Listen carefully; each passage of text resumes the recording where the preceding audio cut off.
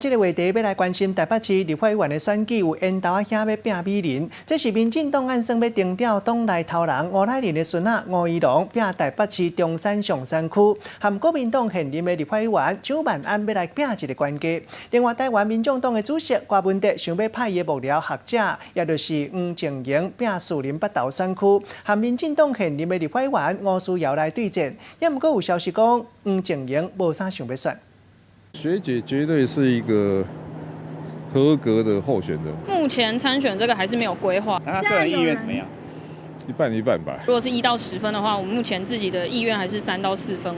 一句话，说民党主席黄静莹敢若咧对柯文哲讲话，因为市长要求爱伊开始较骨力来走基层。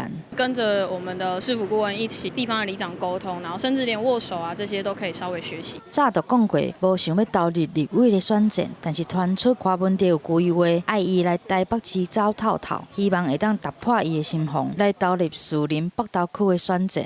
对上国民党的王志斌、无党籍的李婉玉，尤其是属于民进党新潮流派系吴思瑶，柯文哲要放掉，要派人来把无适合的立委救落来。4名的女将变做是民众党试水温的战场。女人的战争，不要有部分的人士是带着复仇的、带着情绪的，或是被利用的，为了拉下民进党候选人这样的一个参选的棋子，派出来的人。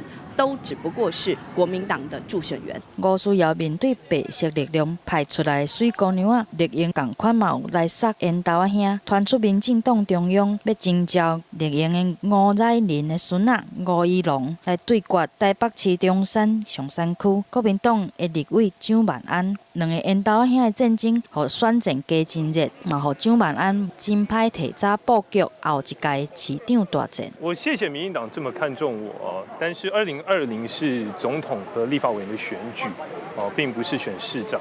除了外形，其实民众关心的、更关心的，我刚刚讲国会问政的品质。台北市立委大选外表的话题先引起讨论，但是输赢的重点是政策。记者综合报道。